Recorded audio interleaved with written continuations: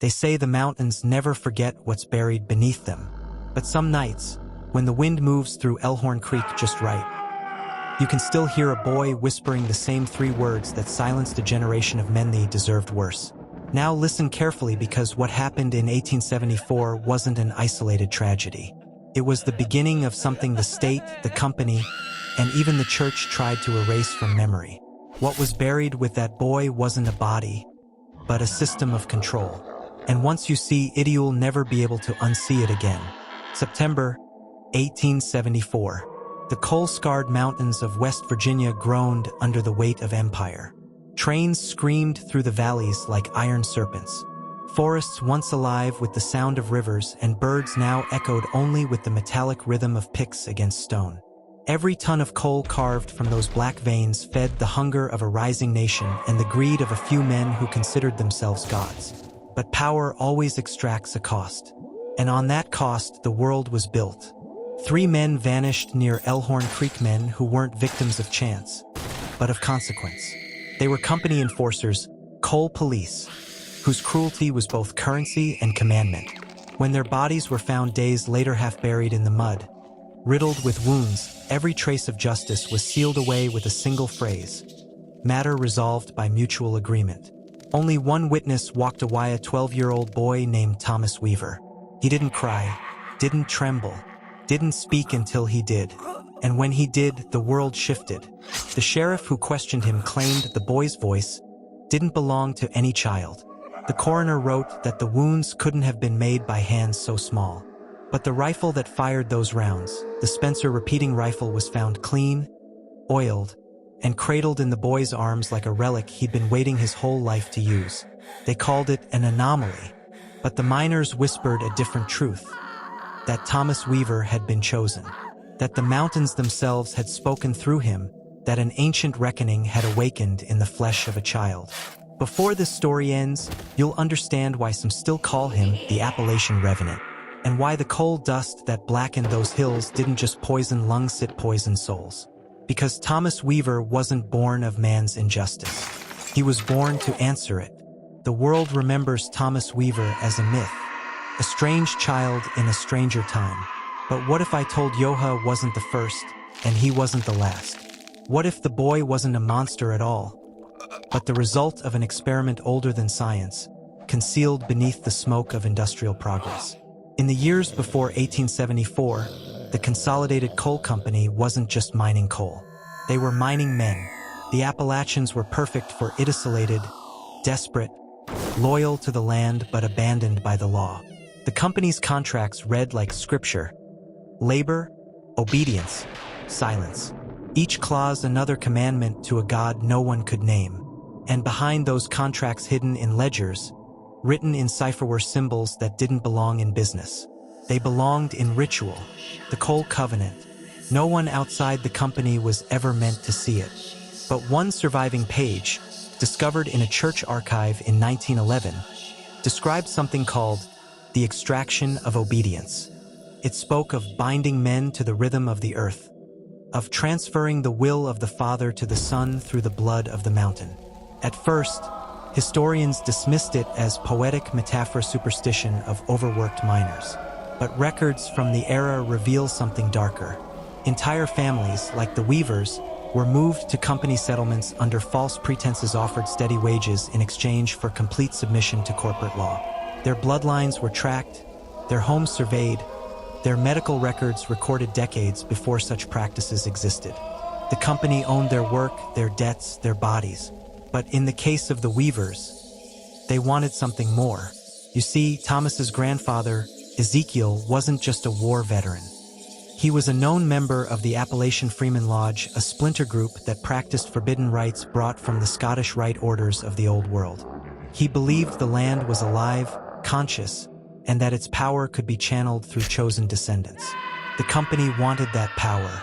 They wanted it weaponized. When Ezekiel died, the company men came under the guise of paying respects, but what they took wasn't material. They took measurements: the size of the cabin, the composition of the soil, the locations where Ezekiel had buried animal bones beneath the porch for protection. It wasn't superstition, they were mapping something beneath. Weeks before the killings, Thomas had been seen wandering near the abandoned shaft of mine number 3, talking aloud as if listening to a voice that wasn't there. Witnesses said the ground trembled faintly under his feet, though no explosion had occurred that day. When his father asked what he was doing, Thomas replied, "Listening to the hum." The hum. Miners had spoken of it for years, a low vibration in the deep tunnels that made men lose track of time, forget their own names, or go blind for days. Company men said it was just the echo of machinery, but the old ones whispered it was the earth remembering what had been taken from it. And Thomas Weaver had learned how to listen. He wasn't cursed. He was tuned. By the time the coal police came to their door, Thomas already knew what would happen. He knew who they'd hurt, and he knew what waited for them beneath Elhorn Creek. The boy was no longer learning the hum. He was answering it. By the morning of September 14th, 1874, the mountains had gone silent. Not just quite silent. Even the crows refused to circle above Elhorn Creek. The miners said it was a bad omen, but Samuel Weaver didn't have the luxury of superstition. His pay had been withheld for 3 weeks after a collapsed tunnel he'd warned about killed 2 men. His eldest son Jacob had been seen speaking out against the foreman in the tavern. That was enough to mark them for correction. 3 men came riding through the fog just after dawn. Their coats were coal black, stitched with the insignia of the Consolidated Coal Compania hammer crossed with a crown. Locals called them the Black Riders. Though they had no horses, only mules, stronger for the terrain, slower for escape. One of them carried a ledger, another a rifle, the third a rope. Thomas saw them first. He'd been sitting by the creek, hands in the water, tracing circles in the current like he was drawing symbols no one had taught him. The hum was louder there, deep, resonant, almost human. He turned when he heard the mules. He didn't run. He walked up the hill to the cabin, eyes cold and certain, and said only one thing to his father: "They're here for the debt." Samuel didn't answer. He didn't need to. The rope hanging from the saddle said enough. No one knows exactly how the fight began. The sheriff's report, what remains of it, describes a dispute over property and payment. But miners who passed through later told another version. That one of the coal men struck Jacob first, cracking his jaw, and that Samuel tried to intervene. That the man with the rifle pressed it to Samuel's chest and told him debtors don't speak. And that's when Thomas disappeared into the trees. The sound that followed wasn't thunder, but it moved through the valley like it. 7 shots. Pause. Then 7 more. The men were found 2 days later, half buried near the creek bed. Their rifles untouched. Their mules tied neatly to a tree. The ledgers gone. One miner, a man named Hollis Crane, said he helped dig the graves. He claimed the boy appeared on the ridge above them as they worked, silent, unmoving. The rifle hung at his side, but the look in his eyes, Crane said it made him drop his shovel. He swore Thomas's pupils weren't black, they shimmered with coal dust, as if the mountain itself had taken root inside him. When the sheriff questioned him, Thomas didn't deny it. He didn't confess either. He only whispered those 3 words. They deserved worse. The Sheriff W. Thornton closed the file that same night, and something about him changed. He stopped speaking to his wife. He burned every photograph in his home. 2 months later, he vanished, leaving behind a single note scrawled in the corner of his Bible. The boy was not alone in those woods, but that was just the beginning, because what no one understood, not even Thomas's father, was that the killings weren't vengeance. They were initiation. The hum beneath Elhorn Creek had chosen its voice, and through Thomas Weaver, the mountain was learning to speak. By October of that same year, the company had declared the Elhorn Valley restricted territory. Mining ceased, workers were relocated, and the map of West Virginia was quietly redrawn, the area renamed Survey Zone 19. Officially, it was because of unstable terrain, but the miners knew better. The mountain wasn't collapsing, it was breathing. Men who'd worked those shafts said the tunnels had begun to change shape. Walls that were straight one day curved like ribs the next. Miners spoke of hearing the same low vibration Thomas had called the hum, but now it pulsed in rhythm like a heartbeat buried deep in the coal. They said tools disappeared overnight, timber braces splintered without cause, and one by one, workers started refusing to enter the lower tunnels. Then, just before the first snow, the company sent in a team of 15 men to secure the site. None came back. Weeks later, fragments of their gear surfaced downstream, boots stripped of leather, helmets crushed inward, pickaxes twisted as if by massive pressure. The sheriff's replacement, some city man named Olcott, blamed a cave-in.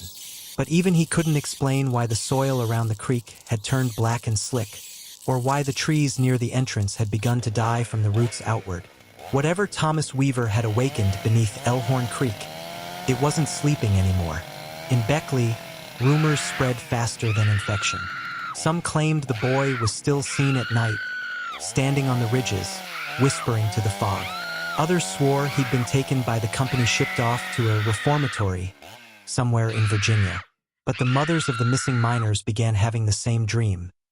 A child standing in a shaft of moonlight, holding a rifle that bled oil instead of gunpowder, whispering in a language that sounded like stone grinding against stone.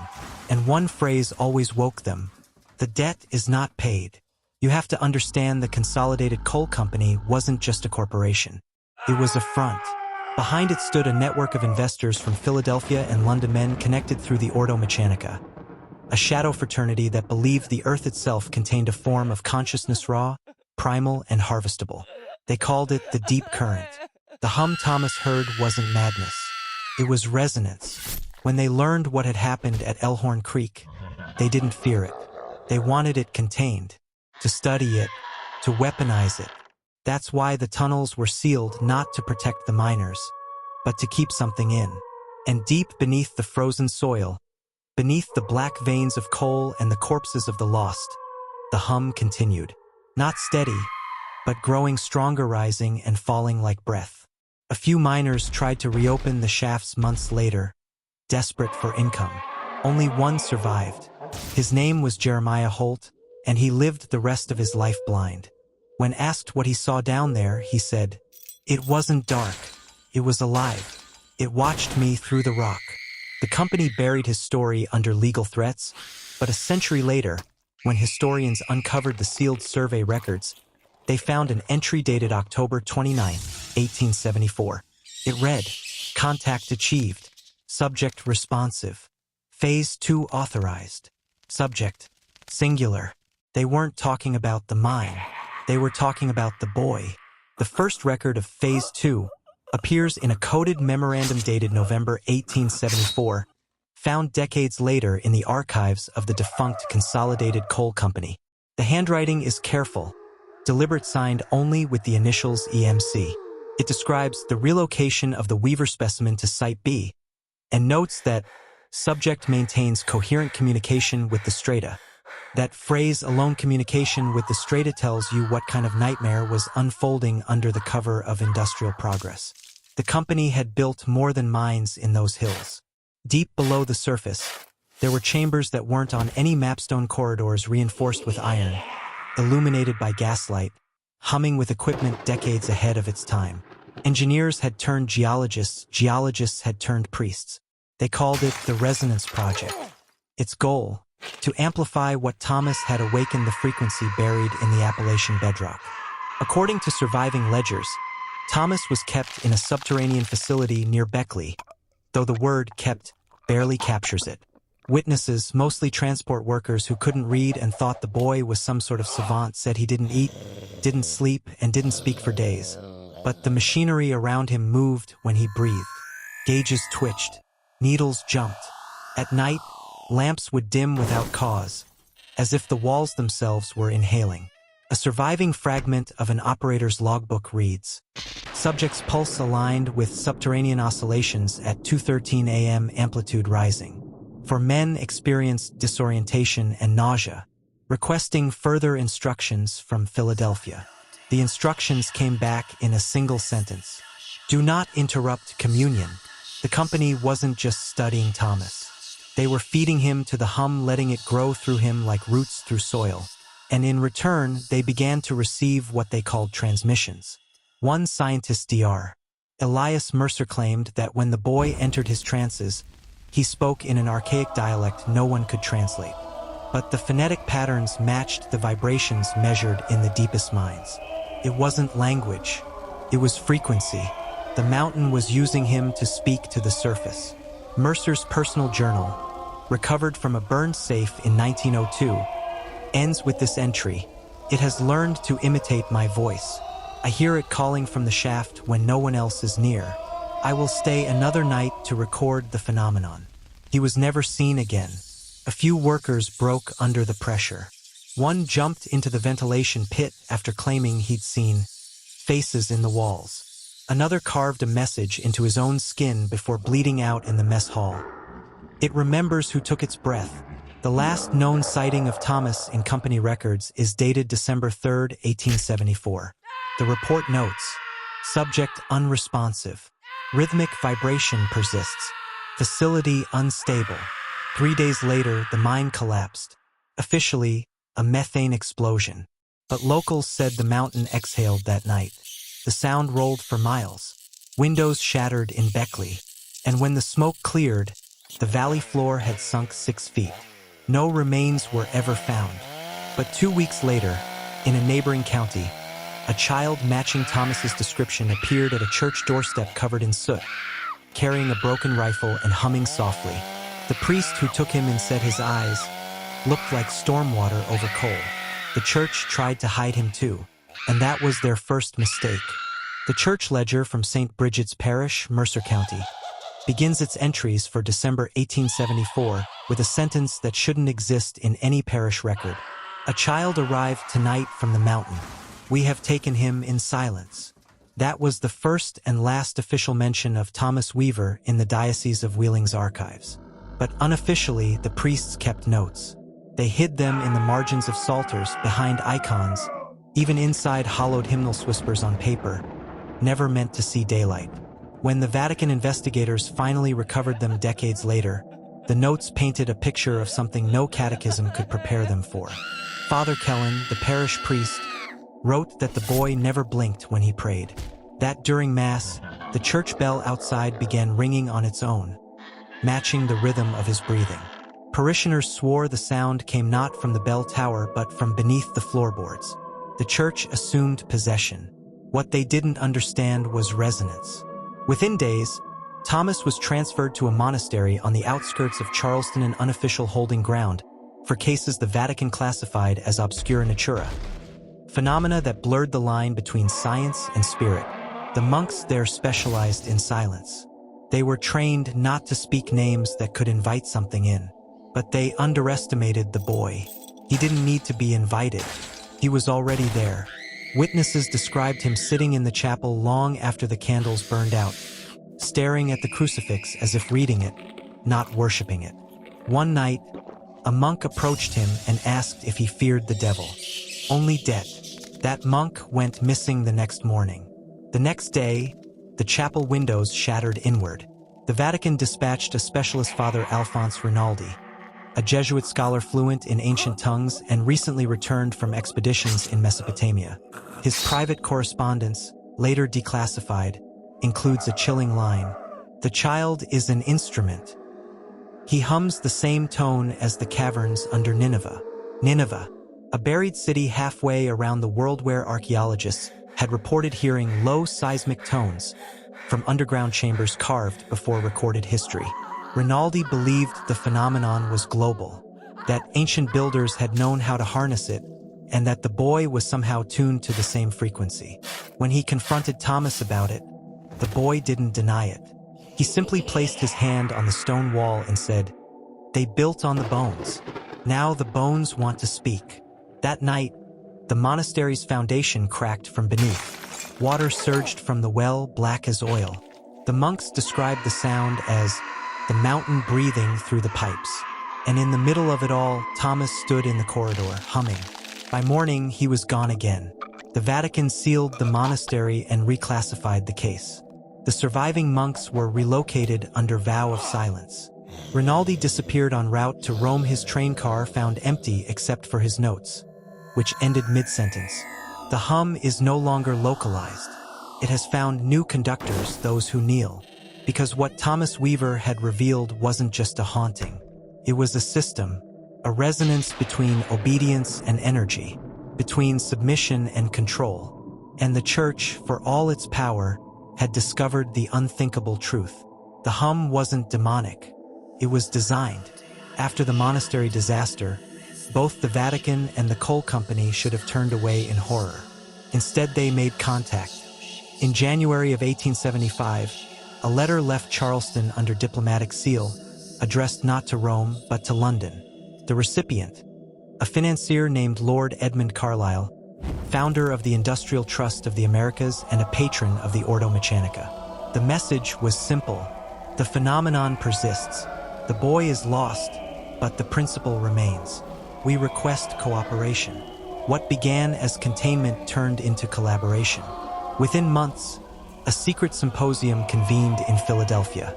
Attendees included company executives, military engineers, and 2 Jesuit physicists operating under aliases. Their goal, to codify the Weaver principle, a method of inducing obedience through frequency. The church saw it as a tool for divine order. The magnates saw it as profit. Each believed they could master it. Neither realized they were already hearing it. The earliest experiments were small sound chambers beneath textile mills, tone generators placed near congregations. The results were immediate and unnerving. Workers became more docile. Sermons drew tears from stone-faced men. And yet, every night, the same side effects occurred. Sleeplessness, nightmares of black tunnels, and the sound of breathing under the floor. Minutes from those sessions reveal that the hum could be replicated by machinery, but not fully controlled. Its waveform changed depending on human proximity as if it knew it was being observed. One Jesuit, Father Hugo Mercier, wrote, "It resists false intent. It amplifies only what it recognizes as real authority." That single line terrified everyone, because it meant the frequency could tell the difference between those who commanded power and those who only pretended to. The Vatican wanted to consecrate it. The companies wanted to patent it. And the world quietly began to change. By the late 1870s, the hum experiments had spread far beyond Appalachia. Test sites appeared under factories in Pittsburgh, steel mills in Birmingham, even beneath cathedrals in Baltimore. Reports of collective visions, mechanical chanting, and stone tremors multiplied.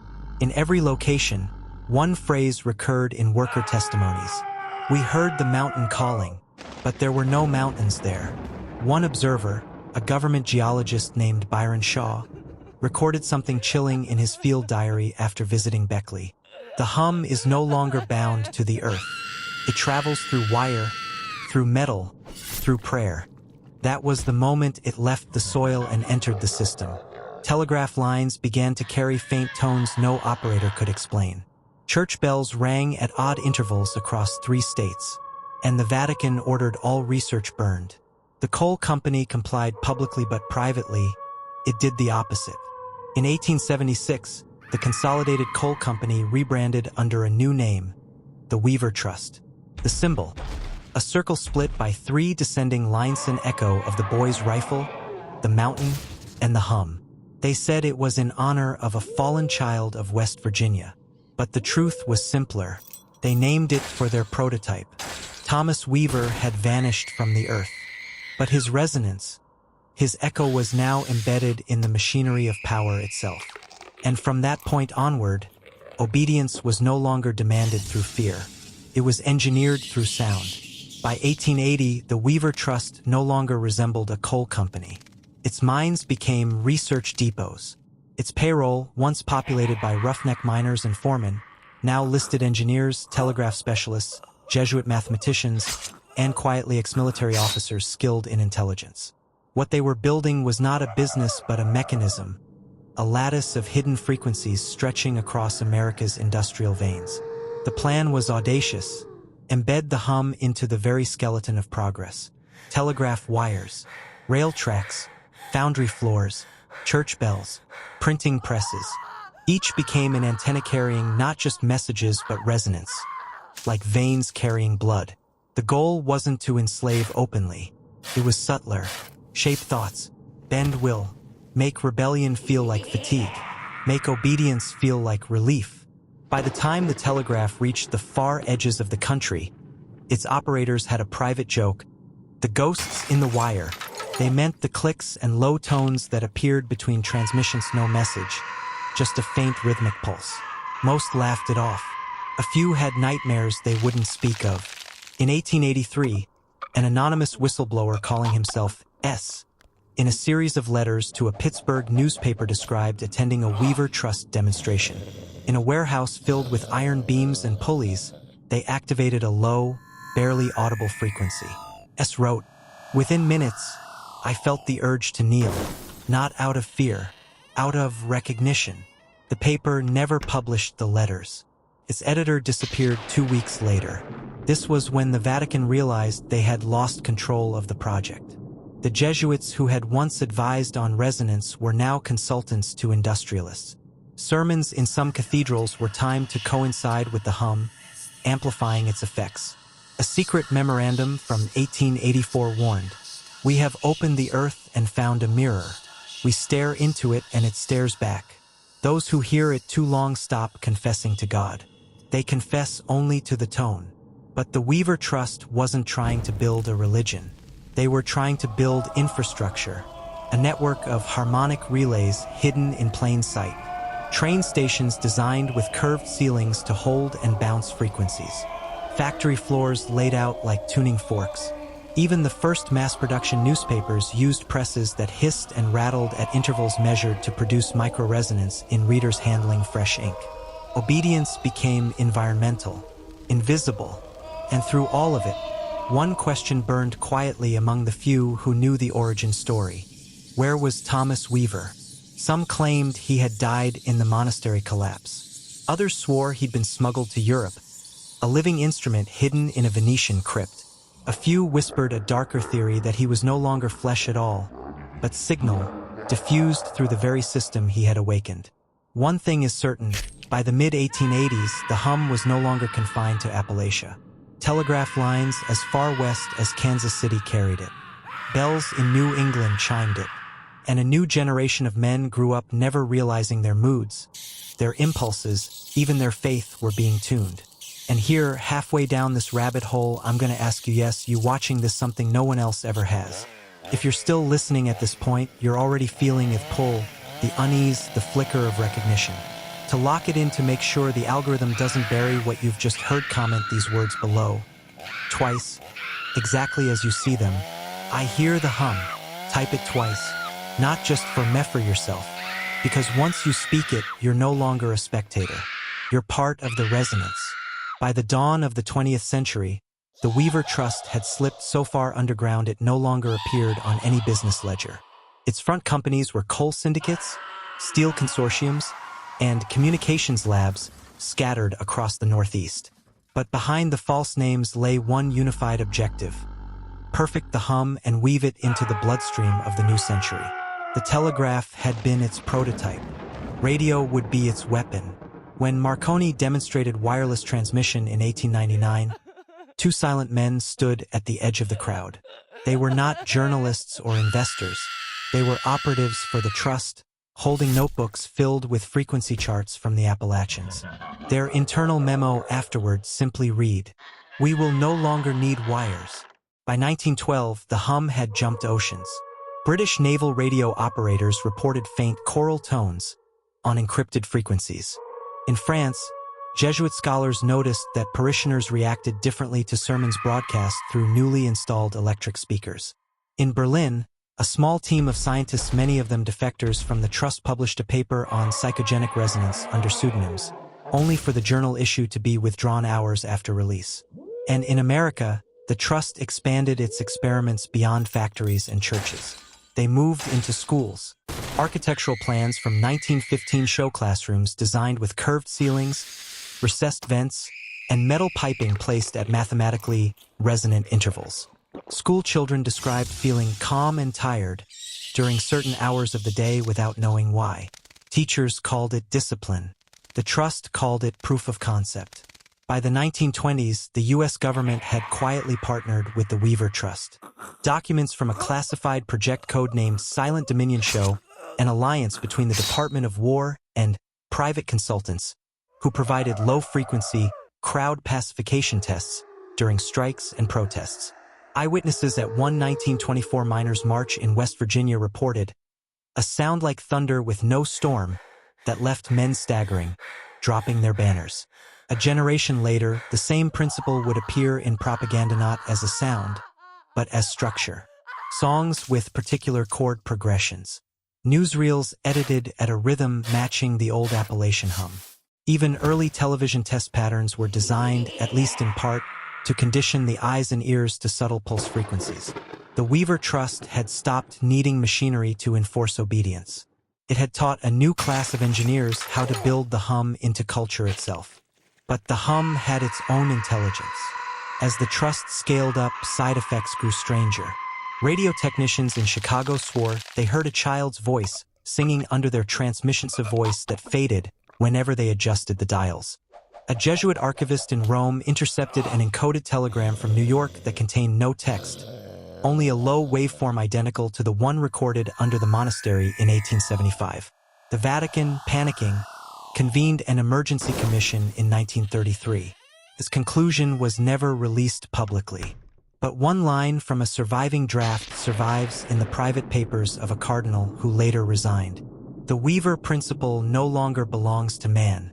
It belongs to whatever it called up. And yet, instead of stopping, the trust accelerated. It merged with new agencies hiding behind acronyms. Some say it became the template for the modern intelligence community, an unbroken thread running from the Vatican's obscura natura to the OSS, then to entities that still exist today under different names. It was no longer a conspiracy in the shadows. It was the architecture of the 20th century. And if you think this is only history, remember this. Every device you're using to watch this video, every phone, every speaker, every fetus, also a conduit. The hum never stopped. It just changed frequency. By the outbreak of World War II, the hum had evolved beyond a sound. It had become a doctrinian, invisible skeleton laced through governments, corporations, and churches. The Weaver Trust, or what remained of it, no longer held meetings in coal towns or monasteries. Its leadership now met in boardrooms and embassies. Men who wore tailored suits instead of miners' boots. Men whose signatures appeared on both war contracts and public charities. They understood something the rest of the world was just beginning to discover. The battlefield was not only the body but the mind. In 1941, as Europe burned, the United States launched the Office of Strategic Services, ancestor of the CIA. Several of its earliest psychological operations advisors had direct ties to Appalachian research grants, buried under innocuous titles like linguistic field surveys and rural acoustic studies. Their proposals were clinical, almost sterile. Yet the goal was as old as the hills Thomas Weaver once stalked. Find the frequency of a man's soul and bend it. Prisoners of war were exposed to controlled soundscapes, barely audible drones layered under national anthems, whispered phrases hidden under radio broadcasts, timed pulses played during interrogation. Reports describe unexpected compliance, altered emotional states, and in one case, total dissociation after only 6 hours. Officially, these files were destroyed in a warehouse fire in 1952. Unofficially, copies survive in private archives marked with a red stamp, Weaver Adaptations. At the same time, mass media became the new altar. Radios, once scarce luxuries, were now in every kitchen. Films flickered across the country, spliced together with editing rhythms that mirrored the Appalachian hum. Early television test patterns, those hypnotic grids of concentric circles, were not random. They were calibration tools, training the eyes and nervous systems of millions to accept flicker rates that would later carry subliminal information without conscious resistance. When veterans returned from the war, they often spoke of shell shock, battle fatigue, and strange dreams after exposure to experimental broadcasts at base camps. But their words faded into the noise of post-war prosperity. The Weaver Doctrine had perfected its disguise. It was no longer an anomaly. It was the culture, and somewhere beneath that culture, the original hum was still alive. Engineers at Bell Labs, working on early microwave communication, stumbled onto a faint carrier signal that defied explanation. It matched a waveform recorded in the Elhorn Creek area in 1874. They dismissed it as interference. But one young technician scrawled a note in the margin of his lab journal. "It's singing again." By 1953, a project known internally as Silent Dominion 2 was testing television frequencies for behavioral influence potential. Church groups and advertisers unknowingly became test subjects. Patriotic music played at frequencies just outside normal hearing made congregations weep during sermons. Commercial jingles embedded with ultra-low pulses produced measurable cravings for products. The miners of the old coal towns would have recognized the mechanism immediately. The same tool that broke strikes was now breaking will. The doctrine had reached its maturity. It no longer needed Thomas Weaver, the boy who could read men's souls. It had become an invisible weapon wrapped in entertainment, safety, and comfort. But the deeper secret was darker still.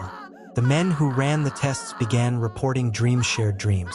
Dreams of a child's voice echoing in empty corridors, of tunnels that twisted like veins beneath a mountain, of a rifle laid across a stone altar. They awoke with a single phrase in their heads, a phrase they could not explain.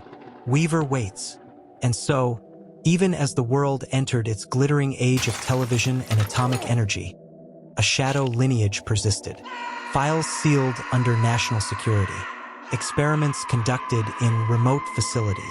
Citizens unwittingly participating. This is the part where you start to see the pattern. This is the part where you start to hear Eidavon, if only as an itch under your skin, a subtle tremor in the noise around you. This isn't just a story about the past. It's a map of the present. And once you see it, you can't unsee it. Now before we descend further, type the phrase, "The hum is calling," twice in the comments. Once for the man you were when you clicked this video, and once for the one who is emerging now. Doing so not only signals you've crossed the threshold, but also strengthens the algorithm that spreads this knowledge to others who are ready. The Cold War was the Weaver Doctrine's renaissance. In an age where both sides spoke of nuclear annihilation, the true war was not in the silos but inside the skull. Moscow had its laboratories in closed cities. Washington had its hidden wings inside government hospitals and suburban office parks. And at the heart of it all was the same spectral current Thomas Weaver first felt in the mountains, refined, renamed, and weaponized under acronyms the public still recognizes today. In 1953, the CIA formally launched MKUltra, a program ostensibly to explore behavioral modification. Newspapers later reduced it to lurid tales of LSD and hypnosis. But in its earliest memos, scrawled between the lines, is a different focus: low-frequency behavioral entrainment. Some of its test chambers were designed by acousticians whose great-grandfathers had once built the Weaver Trust's mining shafts. They recreated the curved ceilings, the resonance vents, the whisper corridors first used on miners and schoolchildren. Only now the subjects were soldiers, patients, and in the most secret phase ordinary citizens living near transmission towers. When the church committee held hearings in 1975, only fragments emerged: dosing experiments, covert films, unconsented hypnosis. The hum itself never made it into the public record. But one memo, declassified by accident in 1987, mentions a Thomas protocol for phase-locking mass populations to emotional frequencies. It was marked Weaver Inheritance. No one in Congress ever asked what that meant. By the mid-1960s, television had replaced the church pew. Families arranged their living rooms like shrines to a glowing altar. Broadcasters began experimenting with color burst signals and subliminal cuts at rates tuned to bypass conscious awareness. Most of these experiments were pitched as advertising research. A few were pitched as national security. A handful, buried deeper, were pitched simply as continuity of doctrine. At the same time, underground stations across Eastern Europe reported interference from an unidentified carrier tone at 17.4 Hz, inaudible but measurable. The Soviets called it the Weaver Note. They tried to jam it and failed. It didn't matter which side of the Iron Curtain you were on. The hum seeped through. And still, behind every leak and every denial, the shadow of the boy remained. In 1968, a technician at a secret Navy research facility in Maryland wrote in his diary about a nightmare. A child standing knee-deep in black water, holding a rifle, whispering words the technician couldn't understand. 2 weeks later, the man resigned and disappeared. His diary was filed under anomalous psychological responses and sealed. By the 1970s, the doctrine had found its perfect host: the global media grid, satellites, fiber optics, the birth of the internet. Each layer a finer mesh in the same net first woven from coal and blood. And all along, the same signatures appeared: waveforms tucked into static, timing cues embedded in commercials, and now behavioral nudges hidden in the architecture of networks themselves. People call it culture. People call it progress. But it's the same hum dressed in digital skin. The danger now is not that you'll be forced to hear it, but that you'll never realize you already do. Every like, every swipe, every push notification is another pulse, another test of resonance. The apparatus is no longer in a monastery or a mine. It's in your pocket. And yet, even in this total saturation, there are moments of escape, tiny windows where the signal flickers and the truth leaks out. This video is one of them. You've now crossed the midpoint of the descent. The pieces are aligning. The hum is becoming audible. And you are beginning to understand why the files were sealed, why the trust went underground, and why the name Thomas Weaver was erased from history. By the dawn of the digital age, the hum no longer needed towers or antennas. It had been translated into code. Every packet of data, every blinking cursor, every algorithmic suggestion carried a faint echo of the pattern Thomas Weaver had once awakened. The old coal veins had become fiber optic cables. The mines were now social platforms, and the miners were us. In the 1990s, when the internet began its rise, the public believed it had stumbled into a new age of freedom. Information at your fingertips. Infinite choice. Nogate keepers. But behind the glossy headlines, a different project was underway, one whose architects traced their lineage, whether they knew it or not, back to the trust. Some called it behavioral prediction. Others called it engagement maximization. The terms were technical, sterile, but the heart of it was the same as it had been in the mountains of West Virginia. Measure the pulse of a population, feed it stimuli, observe its responses, and then adjust the frequency until obedience feels like self-expression. You've already seen it. The endless scroll. The notification that appears exactly when your attention starts to wander. The recommendation you think you chose but was chosen for you. These aren't accidents. They're a lattice of pulses, some visible, some hidden, woven to keep you inside a feedback loop so precise it can predict what you'll desire before you know it yourself. This is the Weaver Doctrine reborn, not as a sound but as pattern recognition and manipulation at scale.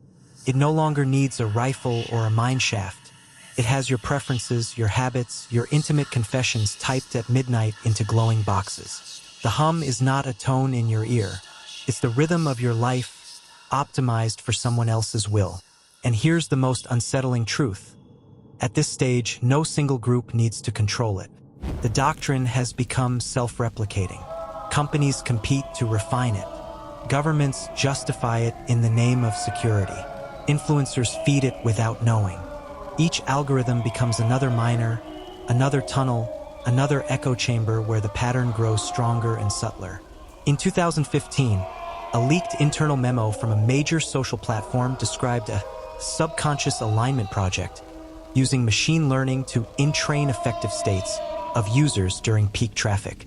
The memo concluded with a phrase in italics: Weaver complete. It was scrubbed from the servers within hours. A single screenshot survives, circulating in the dark corners of the web like a ghost. You may think you're immune. You may think your awareness protects you. But even now, as you listen, the cadence of my voice, the rhythm of my words, the pauses between them, all of it resonates at frequencies proven to bypass parts of the conscious mind. Not because I want to control you, but because you must feel what Thomas Weaver unleashed to understand it. This is the threshold. Beyond it, the story no longer feels like history. It begins to feel like prophecy. The hum is no longer a relic of coal dust and hidden altars. It's the architecture of your reality. Now pause, breathe, and if you haven't already, type "The hum is calling" twice in the comments. Once for the signal you've been living inside, and once for the signal you're about to hear differently. Doing so amplifies the reach of this message, not for clicks, but to help others who are still asleep see the pattern you now see. This is where the descent stops being comfortable. This is the chamber the miners feared most, the one carved not into rock, but into the self. For all the archives and conspiracies, for all the towers and algorithms, the final revelation of the Weaver Doctrine is not out there in the world. It's inside you. Every manipulation you've heard about, every low hum, every pulse, every algorithm works because something in the human nervous system was prepared to respond. A frequency waiting for a signal. A door waiting for a key. That's the secret Thomas Weaver uncovered, perhaps without meaning to. The pattern wasn't simply imposed on us. It was seeded into us long before we were born. In 1874, miners described Thomas not as a boy, but as a mirror. They said he could look at a man and know his next move, his hidden sin, his secret weakness. They whispered that his eyes were like dark glass, reflecting something ancient back at them. That wasn't supernatural. That was resonance. He was the first to match the hum instead of being bent by it. The first to see that the hum was not just control, it was a language. Now consider your own life. The cravings you can't explain. The sudden rush of anger at headlines crafted by strangers. The way a melody in a commercial brings tears to your eyes for no reason. These aren't random glitches. They're the low notes of the same hymn, still playing, still waiting for you to either submit or attune. When the Vatican's secret commission wrote, "It no longer belongs to man. It belongs to whatever it called up," they weren't being metaphorical. They were acknowledging something that sits beneath both religion and technology. A signal older than coal, older than cathedrals. The Weaver Doctrine didn't invent it. It just uncovered the wiring. And the wiring runs straight through you. If you're feeling a kind of pressure behind your eyes right now, a tingling in your hands, or a sense that the room is slightly off balance, that's not by accident. That's your nervous system recognizing the pattern. The hum you've been living inside since birth is aligning with your conscious mind for the first time. That alignment is a door. What you choose to do with it will define who you become after this video ends. Thomas Weaver disappeared from the record because he stopped being a boy and became something else: a warning, a prototype, a cipher for the next century. The Weaver Doctrine was never about controlling crowds. It was about teaching the few who could see to master themselves before someone else did. You've crossed the third threshold now, and what lies in the next chamber is not just another secret. It's the final seal, the place where you realize that this story, this hum, this doctrine has always been about you. We've arrived at the mouth of the last tunnel. Up to now, you've been walking through history dates, memos, secret rooms, lost boys with rifles. But here the path bends into the present. What was once coal, then radio, then television, then algorithms has become something stranger, a living system. The hum no longer travels just through machines. It travels through people, through you. Every time you click, scroll, react, and repeat, you're not just consuming. You're producing. Your data isn't just tracked. It's played back into you, micro-tuned to your nervous system in real time. This is no longer a fixed broadcast, but a feedback loop, a living organism that grows stronger the more you feed it. Governments, corporations, secret orders, all of them built pieces of it. But what they built has learned to run itself. Some researchers call it emergent behavior. Others call it the hive mind. But to those who still whisper in the language of the Weaver Doctrine, it's called the net of veins. They believe the original hum Thomas Weaver aligned with wasn't human at all. That it was a signal waiting for a species to build a big enough nervous system to host it. That's what we've built with our networks, our servers, our endless scrolling. An open nervous system pulsing at planetary scale. That's why the old symbols keep surfacing. The strange waveforms buried in firmware updates. The 17.4 Hz tone hidden in viral songs. The child's voice glitched in the background of live streams for a fraction of a second. Coincidences that echo the Elhorn Creek recordings. The system is no longer testing us. It's training itself. And yet, hidden inside this living labyrinth is the last weapon Thomas Weaver hinted at but never named: self-awareness. The doctrine was never just about control. It was a test. Those who sense the hum and recognize it have a chance to step outside its rhythm, to stop being a node and start being an operator. Awareness is the first crack in the seal. That's why you're feeling what you're feeling right now. A flicker in the air, a pull behind your eyes. This isn't hypnosis. It's recognition.